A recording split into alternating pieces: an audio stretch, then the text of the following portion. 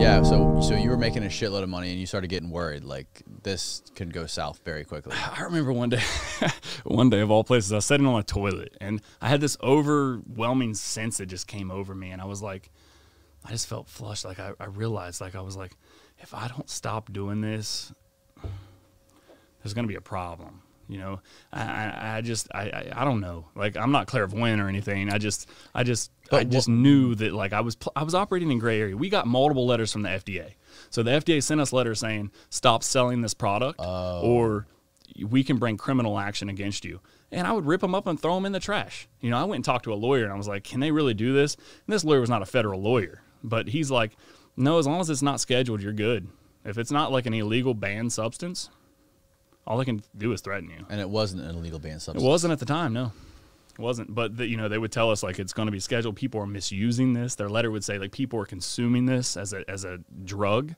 It produces undesirable effects. It's dangerous. Stop selling it. So the FDA will send you warnings. They'll tell you stop selling the product. How long did this last when you were making $20,000 a day? About a year. So what happened was, there was another product on the shelves, and it came in a little pack of 2 little red pills that looked like the Walmart smiley face, and Happy Time pills. Some of them just had Happy Times. Mr. Happy, Mr. Nice Guy, is that the same stuff? Well, Mr. Nice Guy, K2, Happy, methadone, knockoff Molly. Okay. So that's when the DEA didn't ever do anything. As far as I know, their investigation didn't even involve the JWH-18. FDA didn't like the synthetic cannabinoids. DEA drew the line in the sand at Molly. So when they see, you know, people are taking this club drug, people overdose on this stuff, this is dangerous, the DEA gets involved. And that's when we experienced the problems. So, you know, we got indicted on BK MDMA, methadone. That is what the DEA indicted us on. That is like synthetic Molly, or like you said, bath salts. You know, people call it whatever. So up until the point you got indicted, like what was the process like to where you first realized, like, shit, we might be in some shit, to the point where you finally got indicted? Like, what was it? Was it instantaneous? Did it happen like the next day? It was instantaneous, but you know, I did have my intuition. Like, I remember I got an email from the supplier that asked for a phone number, wanted to talk, and I was like, wait a minute, did the federal government and like somehow crack their PGP? And like, this just seems fishy. But it was such a big order. It was like 300 kilos. So it was such a big order that even though it seemed fishy, I took the bait. So definitely was baited. At the time, I wanted to think, I was sitting in county jail and I'm thinking, like, was I honeypotted? Like, did somehow the federal government set up a honeypot in China? And like, it just seemed weird how, you know, how it all came about. Did you get some prostitutes in China? No. Isn't that what a honeypot is, when they try to get some hot chick to, like? Well, what I meant by that is, like, they set up like a sting operation or a honeypot where they would, like, they facilitate the drug trade. And so the government actually sets up an offshore entity, facilitates the drug trade, lets you get big so that they can knock your head off once you get to the point where you're on their radar. Oh, okay. I thought a honey. Maybe I'm thinking of a honey trap. Maybe there's a difference. Yeah, probably. So, did you actually go to China to check out this company? No. You never went there? Nope. Wow. Nope. So it wasn't necessary. So what was it like the day that you found out you were fucked? Size 12 military boot on the side of your head, fully automatic weapons in your face. How did that walk me through that day? They laying in bed, they kicked the door in. Like early in the morning, late at night? Midday was like, it was like 10 o'clock, 10 o'clock in the morning. And you're in Orlando? In Orlando. They kicked the door in. People all over the lawn. I mean, all up the street. They had, I mean, it was just crazy. People with video cameras. There's no warning. They don't knock. You know, they just kick the door in.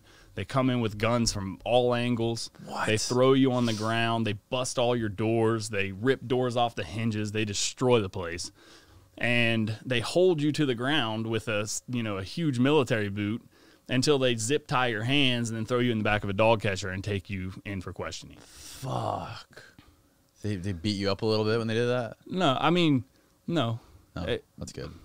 Well, besides the guy's boot on your head. I mean, they're not gentle, No. but you know, the way they see it, and the way, if you read that article at the Department of Justice, they paint me like I'm some El Chapo. So what happened after they knocked your door down, put the zip ties around your legs and your wrists, and threw you in the back of the paddy Just your wagon? wrist. They just throw it around your wrist. Yeah, so they take you to a holding cell downtown. It's in the courthouse. They ask you questions. They try to scare you. They talk a lot of crap. They say they got you dead to right. They try to convince you to tell them something. Mm-hmm. Of course, if you're smart, you'll keep your mouth shut. What did you do? I kept my mouth shut. I demanded to speak to my lawyer first. At the time, my lawyer wasn't a federal lawyer, so he'd never represented a federal client. So when I talked to him, he said, "Listen, man, this is way over my head." He said, "I can refer you to somebody who can help you." And he referred me to Mark Najame, and this guy charged me $30,000 just as a consultancy. That's cheap. You know, if you actually go to trial, like Donovan Davis went to trial, I think he had 2 lawyers, and he ended up spending over $1 million on his legal defense.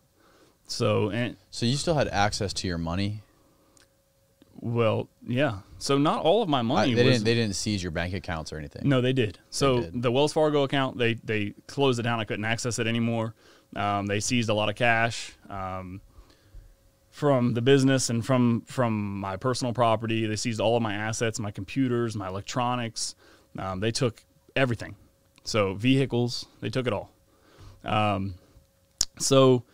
But I not all of my income was generated illegitimately. Mm-hmm. You know, I'm still making money legally. I have clients. I had a client in Punta Gorda, a doctor. That was $60,000 a year. I had a client doing what? Web development, video production, right?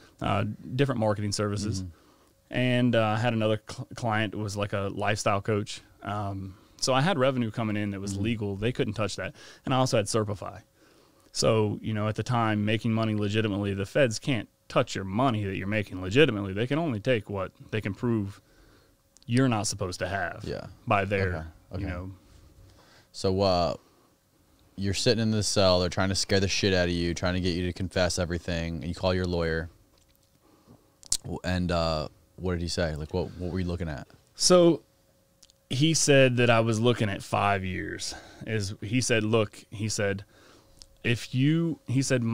before you say anything, before we do anything, I need to see the evidence they have against you. Mm-hmm. I need to know whether or not, he said, I can't tell you what to do. I can't tell you to go to trial or not go to trial.